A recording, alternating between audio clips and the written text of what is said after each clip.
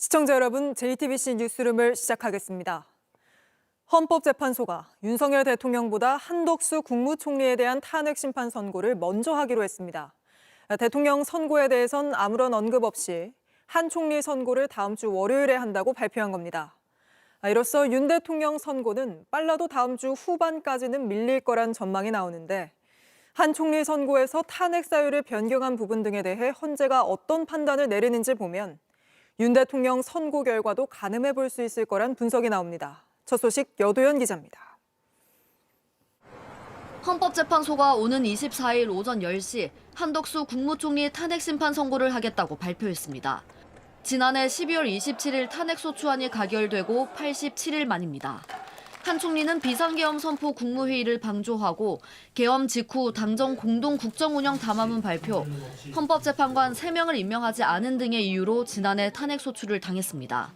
한 총리 탄핵소추 사유는 윤 대통령과도 관계가 깊습니다. 헌재가 비상계엄 선포 전 이뤄진 5분 국무회의를 어떻게 판단할지 가늠할 수 있기 때문입니다. 한 총리는 윤 대통령 탄핵 심판의 증인으로 나와 국무회의에 흠결이 있다고 증언했습니다. 통상의 국무회의와는 달랐고 또 형식적인 또 실체적인 흠결이 있었다고 생각합니다. 헌재는 이 국무회의가 위법한 국무회의에서 한 총리가 파면당할 정도로 역할을 했는지를 각각 판단해 결정문에 담을 걸로 보입니다. 앞서 헌재는 윤 대통령 탄핵 심판 국면에서 마은혁 헌법재판관 후보자 임명 보류 사건, 감사원장 검사 3명 탄핵 사건 등에서 전원일치 결론을 내렸습니다. 그래서 한 총리 사건 역시 전원일치 결론이 나올 가능성이 큽니다. JTBC 여도현입니다. 헌법재판소가 다음 주 월요일 한덕수 총리 탄핵 심판까지 선고하고 나면 사실상 윤석열 대통령만 남습니다. 그런 만큼 다음 주 후반에는 윤 대통령 선고도 잡힐 거란 관측이 많은데 계속해서 김태영 기자가 보도합니다. 헌법재판관 8명은 오늘 오후 2시 평의실로 모였습니다. 한덕수 국무총리의 탄핵에 대한 각자 의견을 내놓는 평결을 거친 뒤 선고 날짜를 정했습니다. 24일 오전에 한 총리 탄핵 심판 선고가 있고 같은 날 윤 대통령 내란 혐의에 대한 형사재판이 진행됩니다. 윤 대통령이 출석할 수도 있습니다. 26일엔 이재명 민주당 대표의 선거법 위반 혐의에 대한 항소심 선고가 있습니다. 이를 전후로 윤 대통령 탄핵 심판 선고일이 잡힐 가능성이 큽니다. 그동안 헌재는 윤 대통령과 한 총리에 대한 평의를 동시에 진행해왔습니다. 그리고 한 총리 선고를 먼저 하고 윤 대통령을 나중에 하는 순서로 정리했습니다. 한 총리 선고에서 특히 주목되는 건 탄핵 사유 변경에 대한 헌재의 판단입니다. 국회 대리인은 윤 대통령뿐 아니라 한 총리 탄핵 사유에서 내란죄를 철회했습니다. 국민의힘은 이를 두고 절차적 문제가 있다고 지속적으로 주장해왔습니다. 야당 중심의 국회 대리인은 박근혜 전 대통령 탄핵 때 당시 권성동 소추위원도 탄핵 사유로 추정했다며 이는 헌재가 전적으로 판단할 문제라고 맞서왔습니다. 헌재가 한 총리 선고에서 사유 변경에 문제없다고 판단한다면 같은 쟁점이 있는 윤 대통령 선고에도 영향을 주게 됩니다. 헌재는 지난주 검사 3명의 탄핵을 기각하면서도 탄핵 소추권이 남용되었다고 단정할 수 없다는 점을 분명히 했습니다. 헌재는 윤 대통령 사건을 최우선으로 하겠다는 원칙 대신 윤석열 정부 인사들에 대한 선고부터 하나씩 정리하고 있습니다. JTBC 김태형입니다. 이런 가운데 윤석열 대통령이 석방 후 12일 만에 여당 정치인들 입을 빌려 메시지를 냈습니다. 지지자들에게 단식을 멈춰달라는 내용이었는데 이번에도 역시 대통령의 메시지는 지지자만을 향하고 있었습니다. 탄핵 선고를 앞두고 지지층 결집을 노린 거 아니냐는 해석이 나옵니다. 김필중 기자입니다. 길 만들어주세요. 뒤로 물러나주세요. 뒤로. 129 구급대원이 들어누운 남성을 들것에 실어 나릅니다. 헌법재판소 앞 천막에서 대통령 탄핵에 반대하며 단식을 하던 시민 중 한 명입니다. 오늘 윤석열 대통령은 이들에게 메시지를 전했습니다. 대통령실을 통해서 그분들 건강이 더 중요하니 좀 단식을 철회 좀 해달라. 그 메시지를 본인들한테 전달하고 대통령께서 정확하게 이걸 전달하고 싶다고 그러죠. 윤 대통령은 지난 8일 석방될 때도 단식하는 지지자들을 향해 건강 상하지 않을까 걱정, 뜻을 충분히 알렸으니 멈췄으면 좋겠다는 메시지를 냈습니다. 그리고 10여일 만에 다시 국민의힘 의원들을 통해 걱정을 전한 겁니다. 탄핵을 요구하며 단식을 하고 병원에 실려가는 사람들도 있지만 윤 대통령은 이들에 대한 입장을 따로 내놓지 않았습니다. 대통령의 메시지는 지난 7일 헌재와 야당을 비판하는 의미로 분신해 어제 숨진 권모 씨 유족에게도 전달됐습니다. 강희구 대통령실 부속실장과 일부 수석비서관이 오늘 오전 빈소를 찾았습니다. 이들은 대통령께서 비보를 접하시고 정말 가슴 아파하셨다며 아버님께서 남기신 유서도 몇 번이나 읽어보셨다고 전했습니다. 이어 아버님 뜻을 잘 받들겠다는 말씀도 전해달라고 하셨다고 덧붙였습니다. 이처럼 자신을 지지하는 사람들에게만 선택적으로 메시지를 전하는 대통령의 행동이 국론 분열과 갈등을 키운다는 지적이 나옵니다. JTBC 김필준입니다. 지금부터는 저희 JTBC의 단독 보도로 이어가겠습니다. 윤석열 대통령에 대한 체포영장 집행을 저지한 김성훈 경호처 차장의 구속영장 내용을 저희 취재진이 확인했습니다. 피의자로 가장 먼저 윤석열 대통령의 이름이 올랐고 주요 공범이라는 표현도 담겼습니다. 특히 김 차장이 윤 대통령으로부터 체포영장을 저지하란 취지의 지시를 받은 게 확인됐다고도 적시됐습니다. 먼저 박현주 기자의 단독 보도입니다. 지난 1월 윤석열 대통령이 관저 밖으로 나와 직접 경호 상황을 확인하는 모습입니다. 당시 윤 대통령은 공수처의 체포 영장 집행을 거부하고 있었습니다. 취재 결과 경찰은 특수 공무집행 방해와 직권 남용 혐의를 받는 김성훈 경호처 차장의 구속영장에 윤 대통령을 주요 피의자로 적은 것으로 확인됐습니다. 첫머리에 나열한 피의자 중에 윤 대통령의 이름을 가장 먼저 썼고 김 차장과 이광호 경호본부장, 박종준 전 경호처장, 이진아 경비안전본부장 등의 순서로 적었습니다. 특히 김 차장이 피의자 윤 대통령으로부터 공수처의 체포 영장 집행을 저지하라는 취지의 지시를 받은 사실이 확인됐다고도 적시했습니다. 경찰은 김 차장의 구속이 필요한 이유를 설명하면서 또다시 윤 대통령을 언급했습니다. 주요 공범자인 피의자 윤 대통령의 혐의와 관련된 사항을 함구하면서 범행 직접 지시자의 존재 자체를 숨기려는 꼬리 자르기 시도를 하고 있다는 겁니다. 윤 대통령은 지난 1월 15일 체포되면서 유혈 사태를 막기 위한 것이라며 출석이란 표현을 썼습니다. 불미스러운 유혈 사태를 막기 위해서 일단 불법 수사이긴 하지만 공수처 출석에 응하기로 했습니다.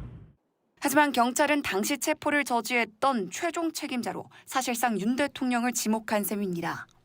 앞서 체포 영장 집행을 앞두고 윤 대통령이 국군 통수권자의 안전만 생각하라는 메시지를 보내자 김 차장이 충성을 다하겠다는 답장을 한 사실이 확인되기도 했습니다. JTBC 박현주입니다. 이뿐만 아니라 김성훈 경호처 차장의 구속영장에는 수방사와 방첩사, 특전사령관의 비화폰 통화 기록에 대한 삭제를 지시한 구체적인 정황도 담겨 있습니다. 특히 비화폰 담당자에게는 대통령 지시라고 언급한 걸로 돼 있습니다. 이어서 조혜연 기자의 단독 보도입니다. 김성훈 경호처 차장은 비화폰 서버 삭제를 지시했다는 의혹을 부인해왔습니다. 피의자 윤석열 씨의 지시에 따라 비화폰 서버를 관리자에게 삭제할 것을 지시했다라는 내용이 있습니다. 동의하십니까? 전혀 사실이 아닙니다. 구속영장에는 김 차장이 비화폰 통화 기록 삭제를 지시한 구체적인 내용이 담겼습니다. 지난해 12월 7일 비화폰 관리 담당자에게 전화해 수방사령관, 방첩사령관, 특수전사령관의 비화폰에 저장된 통화 기록을 삭제하라고 지시했다는 겁니다. 이 과정에서 대통령의 지시를 언급한 것으로 구속영장에 적시됐습니다. 김 차장의 비화폰 기록 삭제 지시가 윤 대통령으로부터 시작된 것으로 보이는 대목입니다.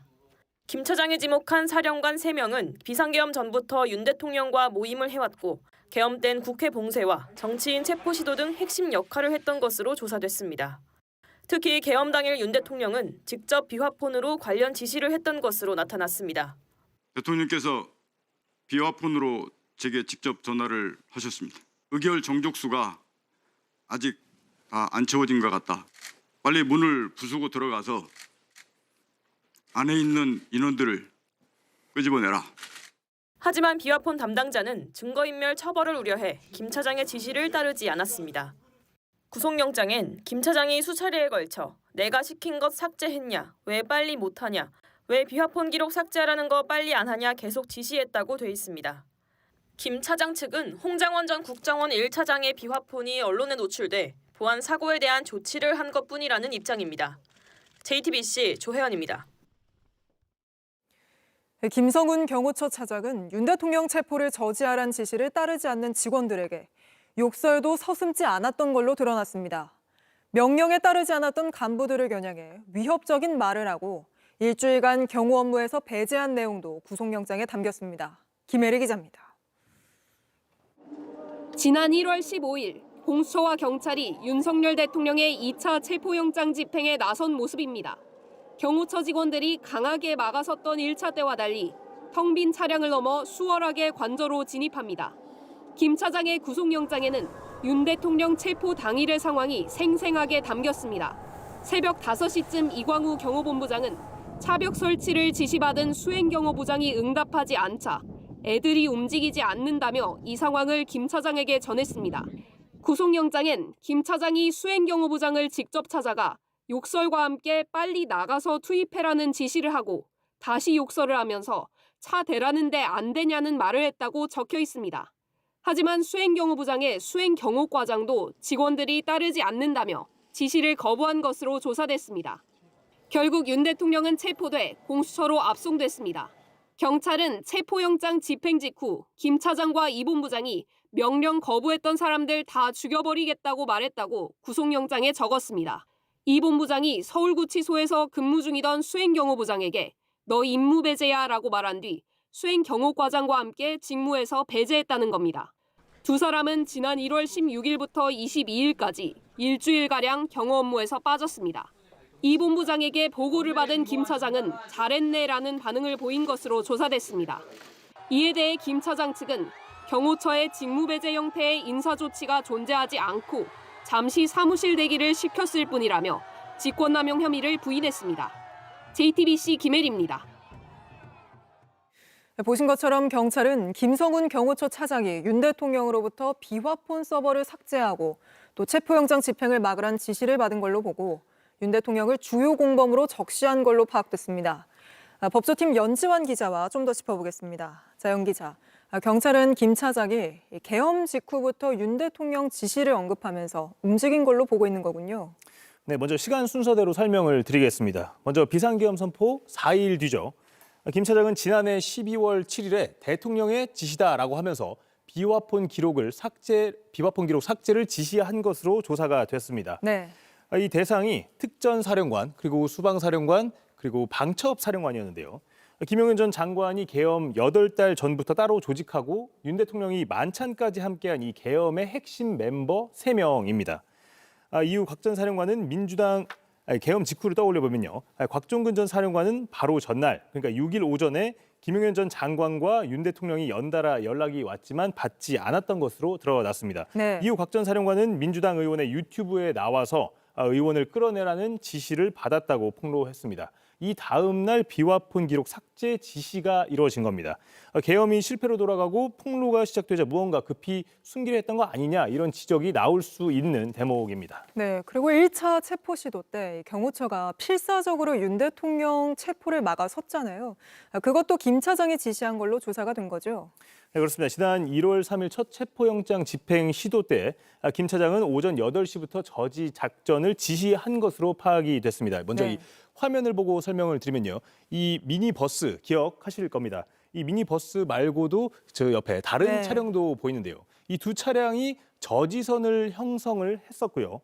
또 당시에 화면에 잡히지는 않았지만 인간 스크럼으로 체포 방해를 직접 지시한 것으로 드러났습니다. 공수처는 5시간 반 만에 결국 철수를 했습니다. 결국 윤 대통령의 2차 체포 시도 때 이제 체포가 됐잖아요. 그때는 어땠습니까, 상황이? 네, 체포 전날인 1월 14일부터 김 차장과 이광우 본부장 그리고 다른 부장 2명이 회의를 했던 것으로 조사가 됐습니다. 네. 여기서 이 본부장이 캐딜락 12대를 운전해서 또 저지선을 만들라고 했다는 건데요. 8대는 2차와 3차 저지선 사이에 지그재그로 배치하라거나 경광등을 켜고 위치하라 혹은 또 일부는 남쪽에 있어라는 등의 구체적인 지시를 한 것으로 경찰은 봤습니다. 네. 하지만 이후 체포 시도 때 수행과장은 직원들이 따르지 않는다고 한 것으로 나타났습니다. 자, 이 화면을 한번 봐볼까요? 이 화면을 보시면 일부, 캐딜락 이 일부만 움직이는 것을 저희가 이 화면으로 확인을 할 수가 있는데요. 네. 윤 대통령은 불미스러운 유혈 사태를 막기 위해서 체포에 응했다고는 했는데 전날부터 경호처는 저지를 준비해온 겁니다. 네, 그리고 경찰은 그 윗선에 윤 대통령의 지시가 있었다고 또 보는 거군요. 윤 대통령이 체포된 뒤에도 지시를 따르지 않았던 부하들을 또 업무를 배제했다. 김 차장이 이렇게도 또 보고 있지 않습니까? 네, 맞습니다. 지시를 따르지 않은 경호처 부장 등을 직무에서 배제를 했다는 건데요. 경찰은 김 차장이 16일 아침, 그러니까 체포 다음 날이죠. 16일 아침부터 명령을 거부했던 사람들을 다 죽여버리겠다 이렇게 심한 말로 네. 하면서 수행부장 등을 임무에서 배제했다고 영장에 적시를 했습니다. 조치를 보고받은 뒤에는 잘했다 이렇게 말한 것으로도 조사가 됐습니다. 네, 결국 긴데 내일이면 이제 김 차장의 영장 심사가 이뤄지는데 이런 부분들이 쟁점이 되겠군요. 네, 그렇습니다. 김 차장 측은 이 비화폰 기록 삭제를 지시한 게 아니라 보완 조치를 취한 것이고 경호처엔 직무 배제란 형태의 이 조치도 없다 이런 입장입니다. 네. 법리적으로는 공수처가 수사권이 없는 이 내란죄로 영장을 발부받아서 잘못됐다 이런 입장이기도 하고요. 다만 일각에선 윤 대통령의 구속이 취소된 상황에서 경호처 강경파까지 남아 있다면 헌재가 탄핵을 선고하는 당일에 시민들의 집회가 더 격화할 수 있다 이런 지적도 나오고 있습니다. 네, 그 부분도 걱정입니다. 어쨌든 윤석열 대통령이 주요 공범으로 적시된 만큼 내일 법원이 김 차장에 대한 구속 여부에 대해서 어떤 판단을 내릴지 주목이 되는군요. 연재한 기자와는 오늘은 일단 여기까지 이야기 나눠보겠습니다. 네, 이뿐만 아니라 김건희 여사가 윤 대통령이 체포되자 총기 사용을 언급하며 경호처를 질책했다는 보도도 나왔습니다. 경찰이 경호처 가족부장의 휴대전화 등을 분석하는 과정에서 김 여사가 총 갖고 다니면 뭐하느냐, 마음 같아선 이재명 대표를 쏘고 나도 자결하고 싶다고 말한 정황을 확보했다는 겁니다. 정혜성 기자입니다. 윤석열 대통령에 대한 2차 체포영장이 집행된 지난 1월 15일. 1차 집행 때와는 달리 경호처는 막아서지 않았습니다. 김성훈 차장과 이광우 본부장 등 경호처 강경파 지시를 일선 직원들이 따르지 않은 겁니다. 그런데 대통령이 체포된 직후 김건희 여사가 경호처의 가족부 직원에게 총기 사용을 언급하며 질책한 정황을 경찰이 파악했다고 MBC가 보도했습니다. 김 여사는 총 갖고 다니면 뭐하나 그런 걸 막으라고 갖고 다니는 것이라고 말했다는 겁니다. 마음 같아선 이재명 대표를 쏘고 나도 죽고 싶다고도 한 것으로 전해졌습니다. 경찰이 김신 경호처 가족부장의 휴대전화 등을 분석하는 과정에서 당시 상황을 확인했단 겁니다. 가족부 직원이 김 여사의 발언을 김 부장에게 보고했고 해당 기록을 경찰이 확보한 걸로 보입니다. 앞서 경찰은 윤 대통령 체포영장 집행 때 경호처가 총기 사용을 준비한 사실을 확인했습니다. 이광우 경호본부장은 관저 내부에 기관 단총 2정과 실탄 80발을 꺼내두라고 지시한 것으로 조사됐습니다. 이 본부장 측은 수사기관이 아닌 진보단체 시위대에 대비하기 위한 목적이었다고 해명한 바 있습니다. 하지만 총을 쏠 수는 없겠느냐는 윤 대통령 발언에 이어 김 여사 발언까지 알려지면서 당시 총기 사용에 대한 구체적 지시가 있었던 건 아닌지 의혹이 커지고 있습니다. JTBC 정혜성입니다. 그러자 대통령실은 반박에 나섰습니다.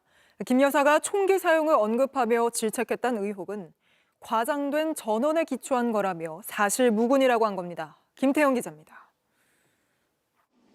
대통령실은 지난 1월 15일 윤석열 대통령 체포 직후 김건희 여사가 총기 사용을 언급하며 대통령 경호처 직원들을 질책했다는 의혹에 대해 사실이 아니라고 반박했습니다. 대통령실 관계자는 과장된 전언에 기초한 것이라며 사실무근이라고 밝혔습니다. 하지만 김 여사가 한남동 관저 안에 있는 경호처 사무실을 찾아 질책성 발언을 했는지 안 했는지 여부는 확인해주지 않았습니다. 다만 김 여사 말을 들었던 경호처 직원이 김신 가족 부장에게 보고하는 과정에서 와전이 됐기 때문에 사실이 아니라고 선을 그은 것으로 해석됩니다. 윤 대통령 체포영장 집행을 저지하란 지시에 불응해 보복성 인사 조치로 해임 결정이 내려졌다며 반발하는 경호 3부장 측은 김 여사 발언 논란을 두고 경호 3부장이 우려했던 바가 이런 것이라고 지적했습니다. 경호 3부장 법률 대리인인 양태정 변호사는 언론 인터뷰에서 총기를 사용할 경우 사실상 내전 상태가 될지 모른다는 우려를 경찰에 표현한 것이라며 그걸 가지고 군사 기밀을 누설했다는 혐의를 받고 있다고 주장했습니다. 경호처는 경호 3부장이 경찰 관계자들을 만나 한남동 관저 내부 정보 등 기밀 사항을 유출했다는 이유로 해임 결정을 내린 것으로 알려졌습니다.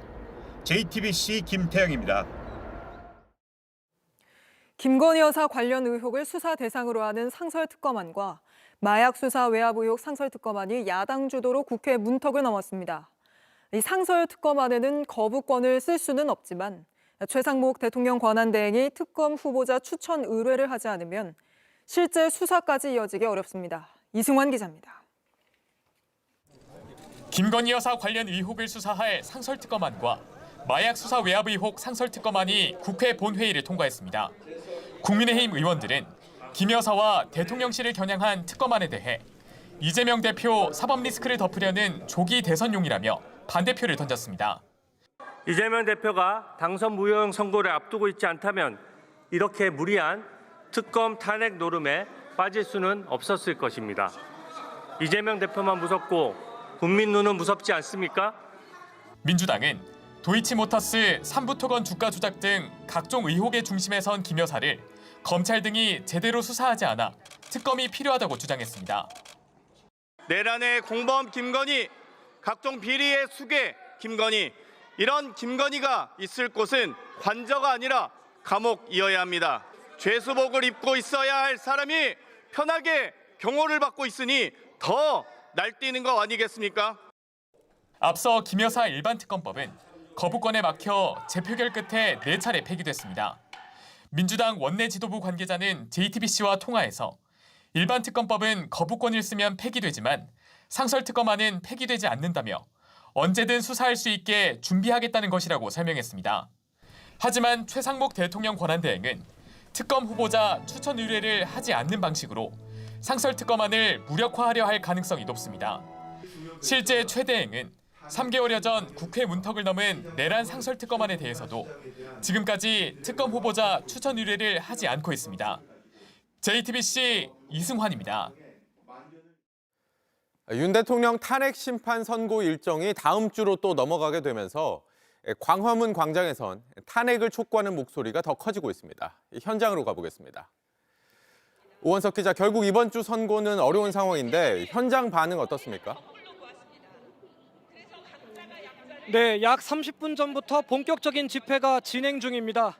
헌재의 빠른 판단을 요구하는 목소리가 많이 나왔던 이곳 광화문 집회 현장에서는 오늘 사회 혼란을 막아달라 이런 외침까지 나왔습니다. 시민들은 헌재의 결정이 이번 주 안에는 나올 거다 이렇게 기대를 많이 하고 있었는데요. 오늘까지 선고 일정이 발표되지 않으면서 사실상 이번 주 선고가 불발되자 혼란이 가중되는 상황을 우려하고 있는 겁니다. 시민분들 목소리 잠시 듣고 오겠습니다. 탄핵 결정이 사실 이렇게 시간이 길어질 일이 아닌데 내일이라도 선고 기일을 지정을 해서 다음 주 초에 판결이 날 수 있도록. 판결이 나더라도 사회적 혼란이 있을 거예요. 그 혼란을 하루라도 빨리 해소할 수 있게 해줬으면 하는 그런 바람이에요. 네, 주말에 집회 규모가 더 커질 수 있다는 예상이 나오죠? 네, 그렇습니다. 윤 대통령 퇴진을 촉구하는 시민단체 측은 주말인 오는 22일 이곳에서 대규모 집회를 예고한 상황입니다. 민주노총도 26일, 그러니까 다음 주 수요일까지 헌재가 탄핵심판 선고기일을 지정하지 않을 경우 그 다음 날인 27일 총파업을 예고한 상태입니다. 국회에서 윤 대통령 탄핵소추안이 가결되고 오늘로 97일째가 됐는데요. 헌재의 고심이 길어지는 동안 발생하고 있는 각종 사회 혼란을 그냥 두고 볼 수는 없다는 입장입니다. 네, 헌재 앞에선 탄핵 반대 집회도 계속되고 있는데 그곳 상황은 어떻습니까? 네, 헌재에서 벌어지고 있는 탄핵 반대 집회는 크게 두 곳에서 진행되고 있습니다. 헌재 정문 바로 앞 천막농성장과 천막농성장 바로 맞은편에 있는 1인 시위 집회 현장인데요. 경찰은 오늘 오전 1인 시위 집회 현장 참가자들을 대부분 해산 조치했습니다. 다만 아직 천막농성장은 남아있는 상황이라 추가 충돌 우려는 계속 이어지고 있습니다. 지금까지 광화문 집회 현장에서 JTBC 오원석입니다. 이런 가운데 오늘 헌법재판소 앞에서 기자회견을 하던 야당 국회의원이 얼굴에 달걀을 맞는 일이 벌어졌습니다. 반대편 극렬 지지자들 쪽에서 날아왔는데 이 때문에 경찰이 지지자들의 집회를 모두 해산시켰습니다. 김휘란 기자입니다. 오늘 오전 더불어민주당 의원들이 헌법재판소 앞에서 기자회견을 열었습니다. 윤석열을 파면하라! 그때 누군가 던진 달걀이 백혜련 의원의 얼굴에 정통으로 날아듭니다. 현장은 순식간에 아수라장이 됐습니다.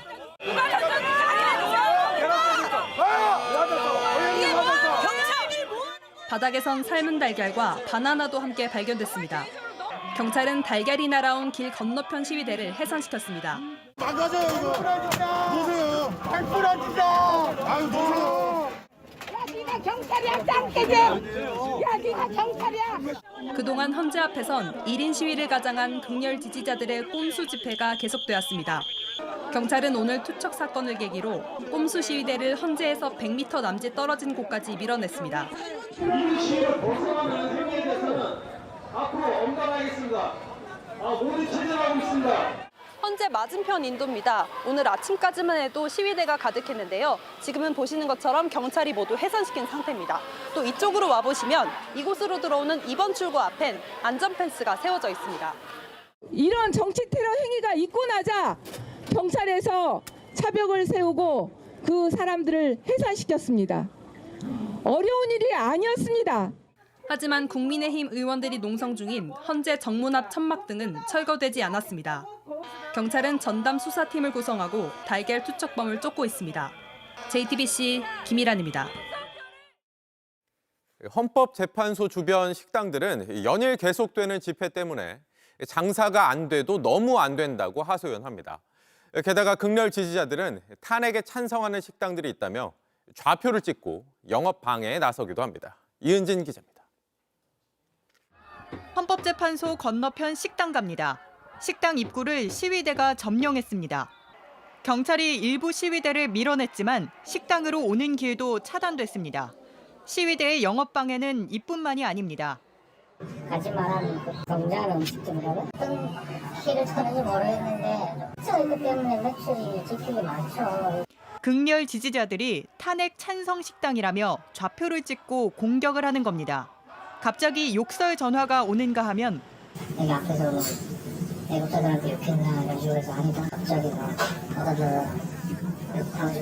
끊어서 지도 앱에는 불친절하다, 손님에게 욕을 했다는 1점짜리 리뷰가 무더기로 달렸습니다. 함께 좌표를 찍힌 다른 가게들도 찾아가 봤습니다. 상인들은 하나같이 이유를 모르겠다고 했습니다. 오늘 욕설도 한 적도 없어. 내가 얘기해야지 뭐 신경도 하면 골치 아프게. 안 그래도 떨어진 매출은 뚝 끊기다시피 됐습니다. 극렬 지지자들은 윤 대통령을 지지하는 우파 식단 명단도 만들어 공유하고 있습니다. 이곳 상인들은 난데없이 극렬 지지자가 돼버린 게 황당하다고 말합니다. 우파 저 식당이라고 올려놨대. 누구 가자가 어딨어. 업체에 대한 거짓 정보를 퍼뜨리고 고의로 악성 후기를 남기면 업무방해 혹은 명예훼손으로 처벌받을 수 있습니다. JTBC 이은진입니다. 네, 늦어지는 윤 대통령 탄핵 선고를 놓고 잘못된 거짓 정보들이 퍼지고 있습니다. 이미 각하로 결론 났다는 식인데 김혜미 기자와 팩트 체크 해보겠습니다. 자, 김 기자, 소위 지라시라고 하죠. 어떤 거짓 정보들이 있는 겁니까? 네, 팩트체크팀에서 몇 개를 좀 추려봤습니다. 어떻게 결론이 났다더라, 며칠에 선고한다더라 등 굉장히 다양합니다. 그런데 그중에서도 오늘은 이 부분, 각하될 것이다라는 찌라시 따져보겠습니다. 국회가 가결된 탄핵소추 사유에서 내란죄를 뺐다는 게 그 이유의 가장 첫 번째로 나오는데요. 일단 뺐다는 표현 법적으로는 맞지 않습니다. 국회에서 의결하고 헌법재판소에 낸 윤 대통령 탄핵소추안입니다. 윤 대통령의 내란 행위를 자세하게 적고 형법상 내란죄에 해당한다라고 썼습니다. 그럼 지금 여기서 탄핵 사유를 바꾸거나 철회한 겁니까? 그렇게 보기는 사실상 어렵습니다. 왜냐하면 소추 사유가 바뀌었다고 보기 어렵기 때문인데요. 먼저 국회 측의, 국회 소추인 측의 입장이 뭐였는지 정확하게 확인하시죠. 네. 저희가 내란죄 등을 소추의결서에서 다루었지만 헌법 위반 사실로서 주장해서 탄핵 심판 절차를 진행할까 하고 있습니다. 그러면은 헌법 법률 위반 부분을 정리를 하시되 개헌법이라든지 내란죄, 형법상의 범죄 부분 그 부분과 관련해서는 헌법 위반 부분으로 포섭을 해서 정리를 다시 해주시겠다. 네, 그렇게 하겠습니다. 예. 네, 그러니까 내란 행위는 그대로 두고 형법상 내란죄보다는 이걸 다 묶어서 헌법 위반으로 판단해달라는 게 국회 소추인 측의 입장입니다. 국민의힘에서는 그러니까 탄핵안을 다시 수정해서 가결해야 한다라고 주장하고 있는 건데요. 헌재가 발간한 헌법재판소법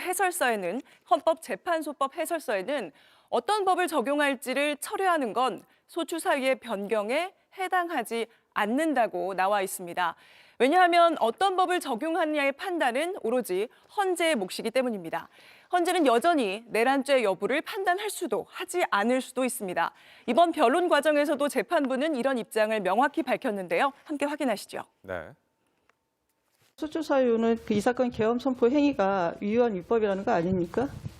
그 핵심은 법적 평가는 저희 재판소가 하겠습니다. 네, 이게 과거에는 어땠습니까? 네, 과거 두 차례 대통령 탄핵 때도 다르지 않았습니다. 노무현 전 대통령 탄핵 기각 결정문을 함께 보시죠. 소추 사유를 어떠한 연관 관계에서 법적으로 고려할 것인가의 문제는 전적으로 헌법재판소의 판단이라고 명확히 나와 있습니다. 박근혜 전 대통령 탄핵 때도 헌재는 사실관계가 중요하다라는 입장이었습니다. 한번 확인해 보시죠. 탄핵 결정은 대상자를 공직으로부터 파면하는 것이지 형사상 책임을 묻는 것은 아닙니다.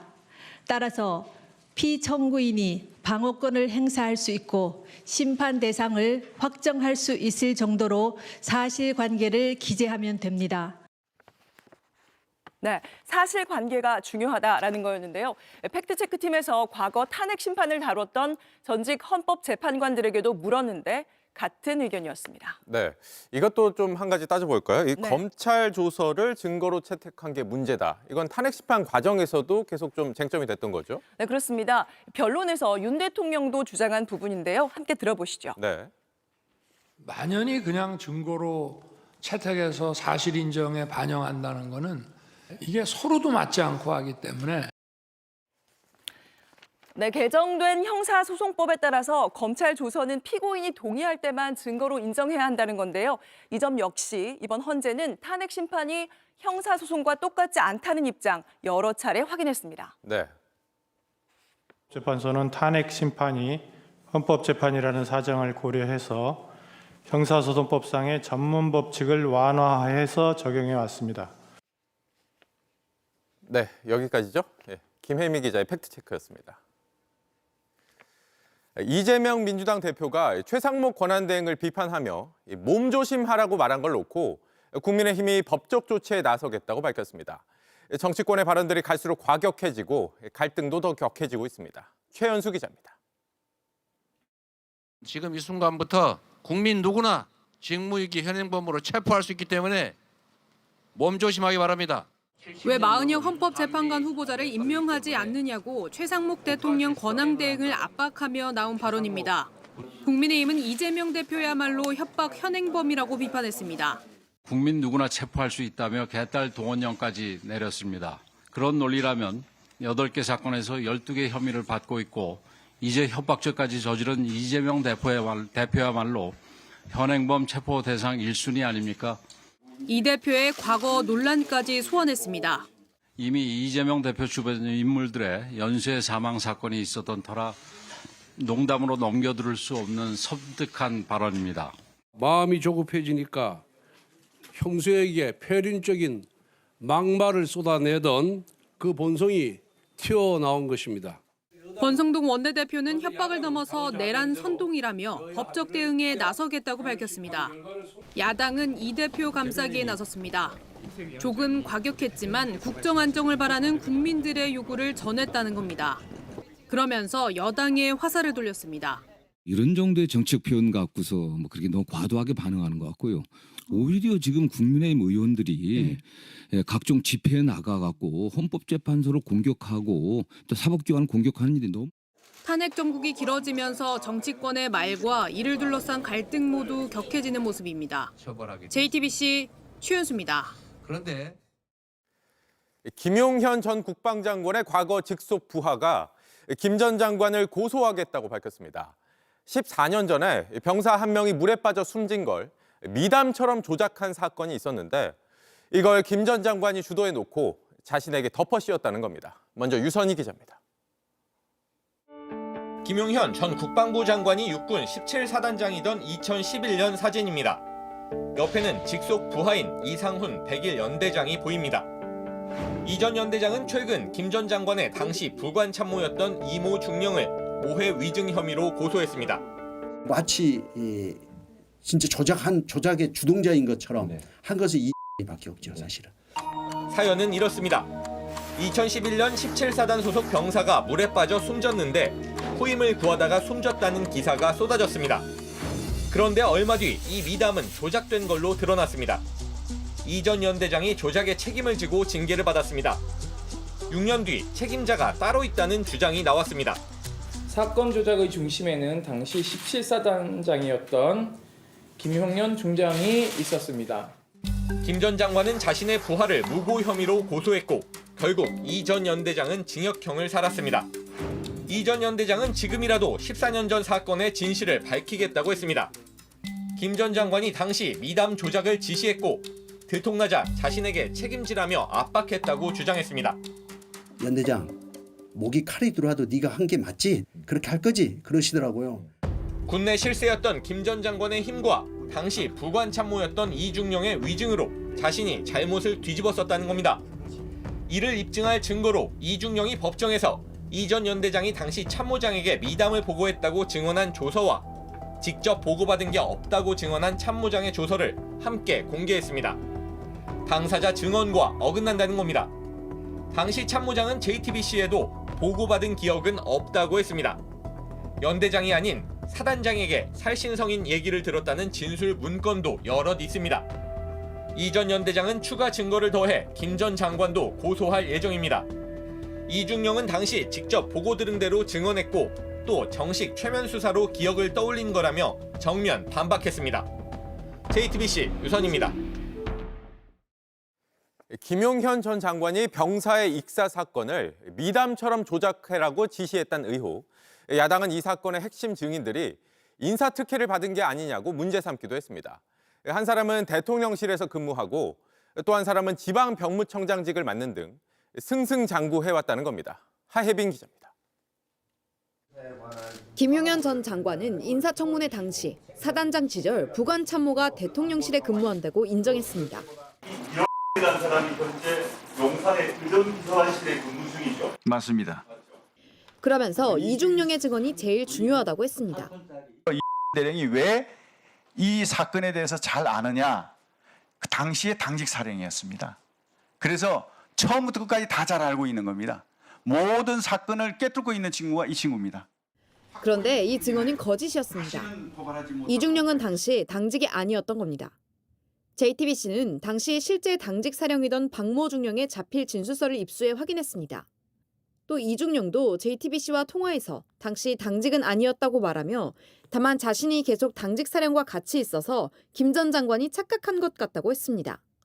또 자신이 대통령실에 근무한 건 맞지만 정식으로 지원에 들어간 것이고 그전까지 김 전 장관과 연락한 적도 없다고 했습니다.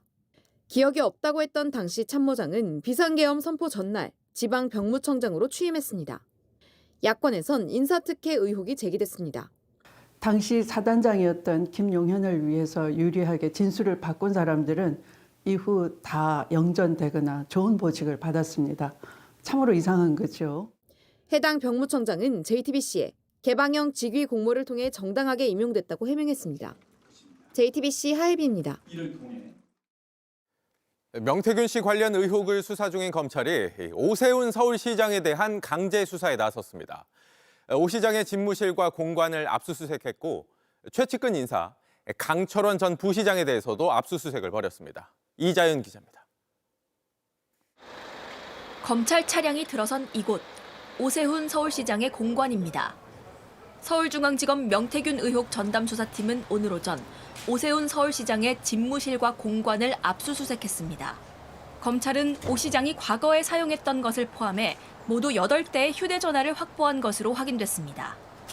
검찰은 지난 2021년 서울시장 보궐선거 당시 명 씨가 실질적으로 운영한 미래한국연구소가 오 시장과 관련한 비공표 여론조사를 13차례 실시하고 오 시장의 오랜 후원자로 알려진 김한정 씨가 여론조사 비용 3,300만 원을 대신 내줬다는 의혹을 수사하고 있습니다.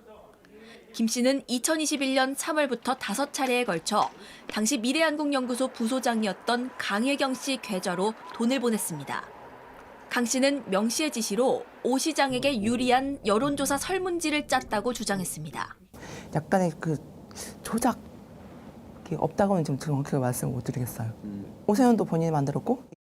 검찰은 오 시장의 최측근 강철원 전 서울시 정무부시장에 대해서도 압수수색에 들어갔습니다. 선거 당시 오세훈 후보 선거 캠프를 총괄했던 인물로 여론조사에 깊이 관여했다는 의혹을 받고 있습니다. JTBC 취재 결과 검찰은 강 전 부시장이 지난 2021년 3월 19일 명 씨를 국민의힘 당사 1층에서 만났다는 진술을 확보한 것으로 드러났습니다. 오 시장이 안철수 당시 후보와 단일화하기 4일 전이었습니다. 그간 강 전 부시장은 초반에 여론조사 관련 통화와 문자를 하고 질문지 관련 얘기도 했을 것이라면서도 비용 대납 등의 의혹은 모두 부인해왔습니다. 오 시장 측은 여론조사를 의뢰한 적도 결과를 받아본 적도 없다는 입장입니다. 기다리던 바였습니다. 휴대폰을 하나도 버리지 않고 다 갖고 있던 것을 오늘 전부 다 검찰에 제출을 했습니다. 조속한 시일 내에 저도 조사받기를 기다리고 있습니다. 검찰은 확보한 증거물 분석을 마치는 대로 오 시장을 불러 조사할 것으로 보입니다. JTBC 이자연입니다. 검찰은 오세훈 시장이 자신의 후원자에게 여론조사 비용을 대신 내달라고 직접 부탁했다고 보고 있는 걸로 JTBC 취재 결과 파악됐습니다. 오 시장 후원자에 대한 압수수색 영장에 이렇게 적은 건데요. 그러면서 대선 출마 예정자로 거론되는 오 시장의 범행 전모를 밝힐 필요가 있다고 했습니다. 윤정주 기자의 단독 보도입니다. 창원지검에서 서울중앙지검으로 옮긴 명태균 공천 개입 의혹 사건 수사팀은 오세훈 서울시장의 수사 초점을 맞췄습니다. 중앙지검으로 옮기고 나선 첫 강제 수사는 오 시장의 오랜 후원자로 알려진 김한정 씨에 대한 압수수색이었습니다. 검찰은 지난달 26일 김 씨의 집과 사무실 등을 압수수색하고 피의자 신분으로 3차례 불러 조사했습니다. 검찰이 김 씨를 첫 수사 대상으로 삼은 건 오 시장의 부탁을 받고 여론조사 비용을 대신 낸 인물이라 판단했기 때문입니다. JTBC 취재 결과 검찰은 김 씨에 대한 압수수색 영장에 피의자 오세훈이 김한정에게 여론조사 비용 지급을 부탁했다고 적시했습니다. 이어 김 씨가 피의자 오세훈을 위해 납부한 것으로 볼 수 있는 구체적 정황이 확인됐다고도 적었습니다. 김 씨가 미래한국연구소 부소장이었던 강혜경 씨에게 3,300만 원을 전달한 배경에 오 시장이 있다는 게 검찰의 시각입니다. 검찰은 구체적인 날짜까지 특정해 오 시장이 2021년 1월 22일 명태균 씨에게 여론조사를 부탁했다고도 적었습니다. 그러면서 현직 서울시장이자 대통령 선거 출마 예정자로 거론되는 오 시장의 범행 전모를 밝혀야 할 필요성이 있다고 김 씨에 대한 압수수색 이유를 밝혔습니다. 김 씨는 JTBC에 여론조사는 개인 목적으로 받아본 것이라며 오세훈 시장과 상의하거나 여론조사를 건넨 적 없다고 의혹을 부인했습니다. JTBC 윤정주입니다. 서울시가 풀었던 부동산 규제를 더 강화하기로 한 달 만에 방침을 뒤집으면서 혼란이 계속되고 있습니다. 나흘 뒤 규제 시행 전까지만 팔겠다며 급매가 잇따르고 있고 이걸 잡기 위해서 급하게 돈을 빌리기도 합니다. 공다솜 기자입니다. 이번에 새로 규제 지역으로 포함된 서울 용산구는 날벼락을 맞은 분위기입니다. 게릴라식으로 해제하고 재지정하는 것도 갑자기 이렇게 재지정한다는 게 이 정책 자체를 이렇게 갑자기 이렇게 한다는 거는 우리 부동산 하는 업자들도 마찬가지지만 주민들도 당황스럽죠. 현행법상 고시가 이루어진 날부터 닷새 후에 효력이 생기는 걸 고려하면 오는 24일부터 이루어지는 신규 계약은 토지거래 허가제 적용을 받습니다. 앞으로 전세낌 매매, 갭 투자도 금지되면서 남은 나흘간 계약을 진행하려는 문의도 빗발쳤습니다. 그러니까 23일까지 계약을 해야 되잖아요. 이쪽으로 똘똘한 한 채로 갈아타려고 하시는 분들이죠. 그냥 갭이 너무 벌어져가지고 못하고 있다가 이제 갑자기 그런 매물이 있으면 사겠다. 주말이 껴있지만 현장에선 계약 체결을 위해 휴일 영업도 불가피하단 분위기입니다. 주말까지는 이제 가능하죠. 갭을 하는 거. 주말도 뭐 필요하면 열어야죠. 주말까지 계약서 쓰는 건 괜찮아요.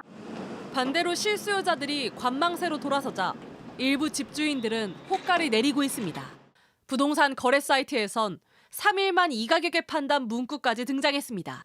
다만 과열된 부동산 시장이 언제 안정을 찾을진 미지수입니다. 규제 발표 전인 이번 주 서울 아파트 값은 전주보다 0.25% 또 올랐습니다. 강남 3구는 약 7년 만에 최대로 올랐고 용산 상승세도 두드러졌습니다. 일부 시중은행이 전세대출 등 문턱을 높이기 시작하면서 그 전에 빨리 자금을 마련하자는 움직임도 감지됩니다. 이번에 규제에서 빠진 마포, 성동 등 인근 지역 풍선 효과도 우려되는데 정부는 과열 양상이 이어질 경우 추가 규제에 나선다는 방침입니다. JTBC 공다소입니다. 의대생들의 복귀 시한이 다가오고 있습니다. 돌아오지 않는다면 대규모 재적이나 유급 사태가 불가피한데 이 때문에 의대생들 사이에선 한 과목만 수강하면서 수업 거부를 이어가려는 움직임도 있습니다. 박상욱 기자입니다. 개강으로 붐비는 대학까지만 의대 건물은 예외입니다. 어제도 사실 제가 의대생 강의였었는데 강의장에 학생들이 없었기 때문에 이제 동영상 녹화로 대체할 수밖에 없는 상황이었거든요. 상황이 계속 악화되자 교육부와 의대를 둔 대학들은 휴학기에 반려라는 강수를 뒀고 복귀 데드라인도 정했습니다. 당장 고려대와 연세대, 경북대는 내일을 등록 시한으로 잡았습니다. 나머지 대학도 대부분 다음 주까지 말미를 뒀습니다. 만약 돌아오지 않는다면 대규모 재적이 불가피합니다. 이를 피하고자 일부 의대생은 일단 등록을 해놓고 최소 학점만 듣는 방식으로 보이콧을 하고 있습니다. 충북대 관계자는 신입생은 94%가 한 과목을 신청했고 2학년생도 거의 비슷하다고 했습니다. 학점 미달로 유급이 될 수 있고 유급이 쌓이면 재적 사유가 됩니다. 24학번들은 이제 이미 1학년에 25학번들이 꽉 차 있기 때문에 재적되더라도 재입학 심사가 불가능하고요. 하지만 학생들은 재적을 시키긴 어려울 거라 보고 있습니다. 타협의 여지가 있을 거라고 젊은 세대가 생각할 거라고. 그렇기 때문에 저는 조금 더 사태가 장기화될 가능성이 높다고 생각을 하고요. 이런 가운데 오늘 의사협회가 각자의 판단에 따라 결정하라고 한 입장은 의대생의 반발을 샀습니다. 진짜 제대로 된 선배 의사들이라면은 학생들 모두 복귀시키고 선배들이 협의를 이어나갈 테니까 혹시라도 협의가 제대로 이행되지 않으면 그때 다시 거리로 나오거나 라고 얘기하는 것이. 의협은 의대생을 재적하면 투쟁을 하겠다고 했지만 의대생들은 근본적인 해결책이 아니라고 했습니다. JTBC 박상욱입니다. 여야가 18년 만에 국민연금 개혁안에 최종 합의했습니다.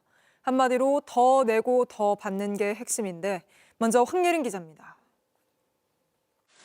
여야 원내대표가 국회의장과 함께 서명을 한 국민연금 개혁안이 오늘 국회를 통과했습니다.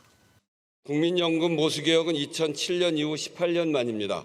무려 4년간 논의를 했고 국민들이 참여한 공론화 과정을 거치고도 장시간 표류해 왔는데 드디어 여야가 합의를 이루었습니다. 이번 연금 개혁에 따라 내는 돈인 보험료율은 9%에서 13%로 받는 돈인 소득 대체율은 내년부터 40%에서 43%로 올라갑니다. 즉, 더 내고 더 받는 게 핵심 내용입니다. 출산이나 군 복무 등 사회적으로 가치 있는 행위를 할 때 보험료를 납부한 것으로 인정해주는 제도인 크레디트도 확대합니다.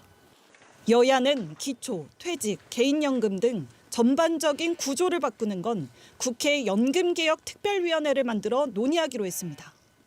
특위는 국민의힘 6명, 더불어민주당 6명, 비교섭단체 1명으로 꾸리고 위원장은 국민의힘이 맡기로 했습니다. 또 특위의 안건은 여야 합의로 처리한다는 문구도 넣기로 했습니다. 한편 이번 개혁안이 미흡하다는 목소리들도 나왔습니다. 부모가 자식의 저금통을 털어 쓰는 것에 불과합니다. 부모가 둘이서 합의했다고 해서 자식의 저금통을 털어 쓰는 것이 정당화되지는 않습니다. 연금 재원을 댈 미래 세대를 외면했다는 의견부터 미래 세대를 약탈하겠다는 합의라는 주장도 제기됐습니다. JTBC 황예린입니다. 그럼 당장 얼마나 더 내고 나중에 얼마를 더 받는 걸까요? 평균 월급을 받는 직장인을 기준으로 월 6만 원 더 내고 9만 원 더 받습니다. 송승환 기자가 자세히 알려드립니다.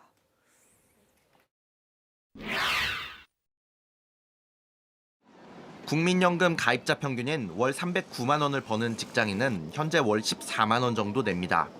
보험료율이 13%로 오르면 매달 내야 하는 보험료는 약 20만 원이 됩니다. 당장 내년부터 한 번에 오르는 건 아닙니다. 매년 0.5%포인트씩 8년간 점차 늘어납니다. 이렇게 40년간 납부하면 전보다 5,400만 원 정도 더 내야 합니다. 다만 직장인의 경우 회사가 반을 부담합니다. 같은 직장인이 40년을 납부하면 은퇴 후 처음 받을 연금액은 월 133만 원입니다. 이전보다 약 9만 원 더 받습니다. 25년간 연금을 받으면 총 2,170만 원을 더 받게 됩니다. 다만 평균 납부 기간이 약 20년이기 때문에 이보다 더 적을 수 있습니다. 연금 가입 기간을 추가로 인정해주는 크레디트로 혜택받는 대상이 더 늡니다. 기존엔 둘째아부터 인정됐지만 앞으로는 첫째만 낳아도 가입 기간이 12개월 추가됩니다. 군복무는 기존 6개월에서 최대 12개월까지 인정해주기로 했습니다. 각각 가입 기간이 늘어나는 만큼 연금 수령액도 커지는 겁니다. 저소득 지역 가입자에 대해선 1년간 보험료 50%를 지원합니다. 적자로 전환하는 시점은 지금보다 7년 늦춰진 2048년, 기금이 소진되는 때는 9년 미뤄진 2064년으로 예상됩니다. 당장 급한 불은 껐지만 이번 개혁만으론 연금 지급을 지속하기 어렵습니다. 또 초고령화 사회에 진입한 만큼 노인 빈곤층을 더 두텁게 지원해야 합니다. 전문가들은 기초, 퇴직연금, 공무원 연금 등을 연계해 새로 짜는 구조개혁이 필요하다고 지적했습니다. JTBC 송승환입니다.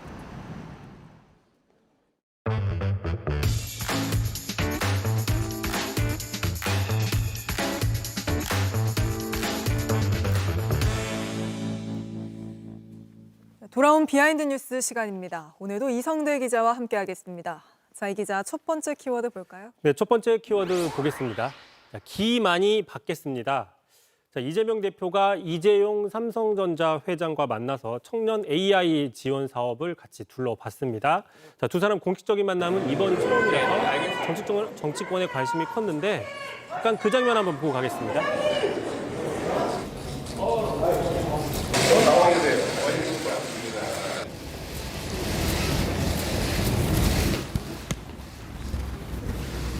보시는 것처럼 같이 엘리베이터를 타고 올라갔었죠. 또 두 사람은 마주 앉아서도 덕담을 주고받았는데 그 이야기도 들어보겠습니다. 여기 방문해 주신 점 정말 감사하게 느끼고 아마 기를 많이 받을 것 같습니다. 기업이 잘 돼야 나라가 잘 되고 삼성이 잘 살아야 삼성에 투자한 사람들도 잘 삽니다. 네. 민주당 반도체 특별법 3법 개정안 등 현안 관련 대화는 없었다고 또 밝혔다고요? 예, 그렇습니다. 그런 게 없었고요. 다만 이재명 대표가 최근 외부 행보를 좀 자제하고 있었습니다. 그렇죠. 테러 위협이 있었기 때문에 자제하고 있었는데 오늘 행사는 예정대로 진행이 됐습니다. 민주당 주변에 좀 들어봤더니 그동안 이재명 대표가 이재용 회장을 만나는 데 좀 공을 들여왔었다 이런 얘기가 있었고요. 네. 실제로 민주당은 오늘 만남을 발빠르게 저렇게 홍보 자료로 만들어서 경제도 민생이다 이렇게 배포를 하기도 했습니다. 이재명 대표는 과거에 재벌을 해체하자 이런 강경한 목소리를 많이 내왔는데 그렇죠. 최근 들어서는 스스로 바뀌었다 이렇게 계속 얘기를 하고 있습니다. 그 이야기 한번 들어보겠습니다. 제가 요즘 재벌 해체 얘기 안 하죠. 재벌의 병폐가 그렇게 더 커지지 않았고 사실 많이 완화됐고 지금 중요한 건 국제 경쟁이 더 중요해졌어요. 제 생각이 일부 변한 것도 있어요. 상황이 변한 것도 있고. 자, 다만 국민의힘에서는 저런 이재명 대표의 이른바 친기업 행보에 대해서 진정성이 없다, 오락가락한다 이렇게 비판을 하면서 그 목소리 키워가고 있습니다. 알겠습니다. 바로 다음 이슈도 볼까요? 자, 두 번째 이슈 보겠습니다. 자, 홧김에 서방질. 무슨 뜻인지는 굳이 설명하지는 않겠습니다. 네. 자, 홍준표 대구시장이죠. 어제 대학생들을 만나서 강연을 했는데 자, 이 자리에서 윤 대통령이 왜 불법 개혁을 했는지 아느냐라고 물어보자 야당 탓, 한동훈 전 대표 탓을 하면서 홧김에 쓸 것이다 이렇게 얘기를 했습니다. 들어보시죠. 홧김에 서방질이라고 그랬어요. 홧김에 서방질했다. 야당은 저래 힘들게 하고 한동훈이는 밑에서 자꾸 깐족대고 그러니까 대통령 입장으로서는 얼마나 속이 타겠어요. 자, 그런데 군인들이 몇 번 저희가 얘기를 했었지만 군인들이 총을 들고 국회에 진입한 사건을 서방질, 깐족 이런 표현으로 좀 가볍게 접근하는 것은 문제가 있다 이런 지적이 나오고 있고요. 무엇보다도 아무리 화가 나도 할 일이 있고 안 할 일이 있다 이런 비판이 있는 겁니다. 그렇습니다. 사실 평소 홍준표 시장이 말을 신중하게 하는 타입이라고는 볼 수 없지만 그거 감안하더라도 불법 계엄으로 몇 달째 나라가 혼란에 빠져 있는데 부적절한 발언 아닙니까? 그렇습니다. 홍준표 시장은 물론 계엄이 시대착오적이고 잘못했다 이런 지적을 분명히 한 적은 있습니다. 하지만 주로 별것이 아니다, 가볍다라는 식의 그런 표현들을 여러 번 해왔거든요. 자, 대표적으로 몇 개 좀 보겠습니다. 직후에도 경솔한 한밤중의 해프닝이다 이렇게 표현을 한 적이 있고요. 그 이후에도 철부지들의 난동이다라고 얘기를 한 적도 있습니다. 1월 말이었죠. 만약에 계엄이 해제 안 됐으면 민주당, 야당 성향의 유시민 작가는 큰일 날 뻔했다라고 웃으면서 얘기를 해서 그러니까요. 상당히 면박을 받은 적도 있었죠. 자, 한 번도 아니고 이런 식으로 여러 차례 계엄이 별것 아닌 것처럼 가볍게 이야기를 하는 그 근저에 계엄을 좀 심각한 게 아닌 걸로 축소해서 만들려고 하는 어떤 프레임이 있는 게 아니냐 이런 지적도 있는데 무엇보다도 계엄은 장난이 아니죠. 그렇습니다. 사실 그날 밤 이거 별거 아니다 하는 정치인 여권에서조차 없었던 걸로 기억하는데 점점 더 시간이 지날수록 계엄이 별거 아니다라는 그런 식으로 치부하려는 움직임이 더 커지는 것 같습니다. 그렇습니다. 특히 그 계엄의 목적은 지금 탄핵 심판의 핵심 이유 중에 하나이죠. 그런데 지금 국민의힘에서 계속적으로 희화화하는 답변들, 이런 접근법들이 나오는 그 배경에는 윤 대통령 스스로가 계엄의 목적에 대해서 좀 왔다 갔다 하는 입장을 보인 게 원인이다, 이런 분석도 있습니다. 윤 대통령 얘기 한번 들어보겠습니다. 그 목적은 국민들에게 거대 야당의 반국가적 패악을 알려 이를 멈추도록 경고하는 것입니다. 계엄 선포의 이유는 야당에 대한 경고가 아니고요. 주권자인 국민에게 호소해서 엄정한 감시와 비판을 해달라는 것이지. 자, 경고용 계엄이나 대국민 호소용 계엄은 우리 헌법이나 법규에는 없는 겁니다. 그렇죠. 오늘은 여기까지 들어보겠습니다. 이성대 기자였습니다. 미국이 예고한 상호 관세 발표를 앞두고 안덕근 산업부 장관이 다시 미국을 방문했습니다. 관세 문제에 민감 국가 논란까지 불거졌는데 한미 간 정상 외교는 이루어지지 않고 있습니다. 박준우 기자입니다. 안덕근 산업부 장관이 3주 만에 다시 미국 출국길에 올랐습니다. 안 장관은 워싱턴에서 크리스 라이트 에너지부 장관과 하워드 러트닉 상무부 장관을 잇따라 만납니다.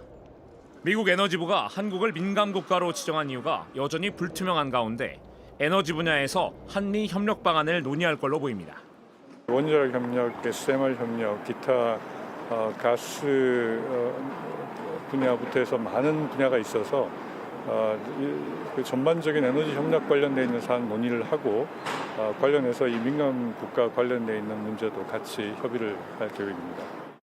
미국산 에너지 수입을 확대하는 방안도 거론했는데 알래스카 액화 천연가스 프로젝트 경제성을 따진 것도 같은 선상으로 해석됩니다.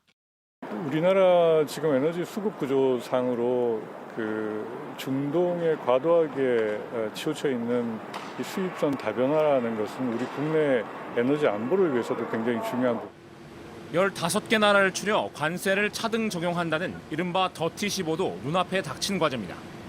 우리나라는 대미육자 8위 국가로 명단에 포함될 가능성이 크다는 평가가 나옵니다. 예단할 수는 없는 상황이고요. 우리 산업계가 이런 그 관세 조치에 있어서 큰 피해를 입지 않도록 저희가 최선을 다해서 대안을 만들어 나갈 계획입니다. 결국 어떤 걸 내주고 어떤 걸 받느냐가 협상의 관건인데 안 장관 스스로도 협상이 단판으로 끝난 건 아니라고 밝힌 만큼 이번 방미가 즉각적인 성과로 이어질진 미지수입니다. JTBC 박준호입니다. 트럼프 대통령이 우크라이나를 돕는 대가로 광물 자원을 요구한 데 이어서 이번엔 원전 소유권을 넘기라고 제안했습니다. 이걸 놓고 미국이 평화를 중재하려는 건지 강탈을 하려는 건지 알 수 없다는 지적이 나옵니다. 워싱턴 정강현 특파원입니다. 젤렌스키 우크라이나 대통령은 러시아가 제안한 부분 휴전안에 동의한다고 밝혔습니다. 현지 시간 19일 트럼프 대통령과 1시간가량 전화 통화를 하고 이같이 합의했습니다. The leaders agreed Ukraine and America will continue working together to bring about a real end to the war. 일단 에너지 인프라에 국한해 30일간 휴전하는 방안을 놓고 미국은 우크라이나, 러시아와 각각 실무 협상에 들어갈 예정입니다. 트럼프 대통령은 러시아 우크라이나 전쟁의 중재자를 자처해 왔습니다. 하지만 무늬만 휴전 중재일 뿐 실제 목적은 이속 챙기기란 지적이 나옵니다. 트럼프 대통령은 이날 젤렌스키 대통령에게 우크라이나 원자력 발전소의 소유권을 미국에 넘기란 취지로 말했습니다. American ownership of those plants would be the best protection for that infrastructure.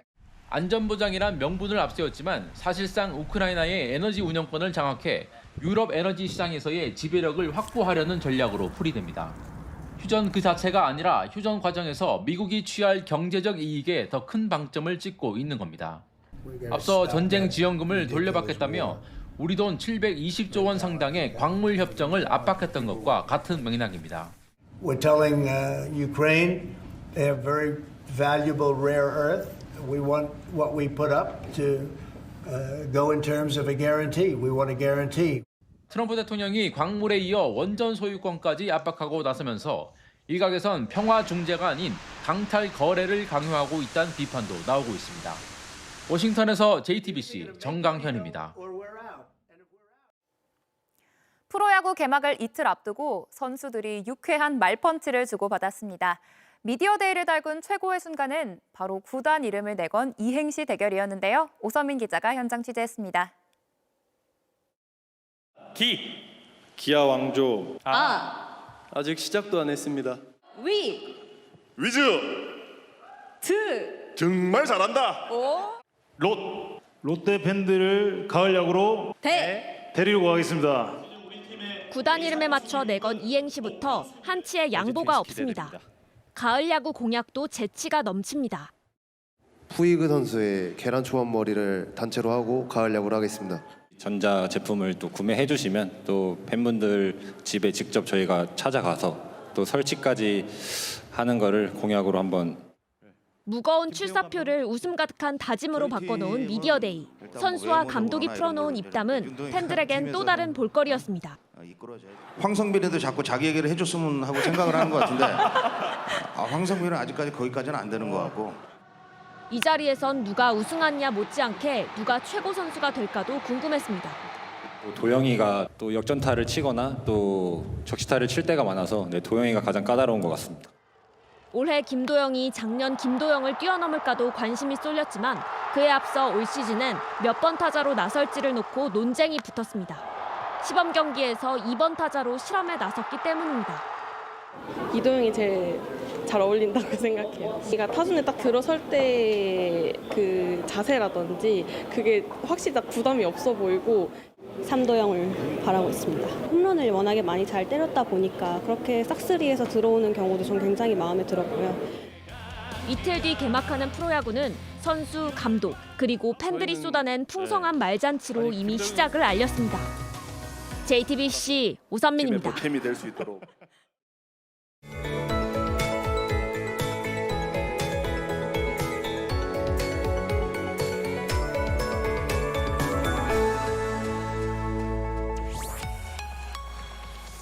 낮에는 겉옷이 불편하게 느껴질 정도로 하루 사이에 날씨가 크게 포근해졌습니다.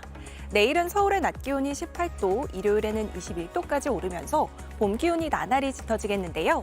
하지만 일교차가 15도 안팎으로 크게 벌어지는 만큼 봄철 옷차림에 더욱 신경 써야겠습니다. 내일도 공기질이 탁하겠습니다. 서쪽 지역은 초미세먼지 농도가 나쁨 수준을 보이겠고 영남 지역도 오전까지 먼지 농도가 짙게 나타나겠습니다. 강풍특보가 내려진 동해안을 중심으로는 바람이 강하게 불겠고요. 또 동쪽 지역은 대기가 차츰 건조해지겠습니다.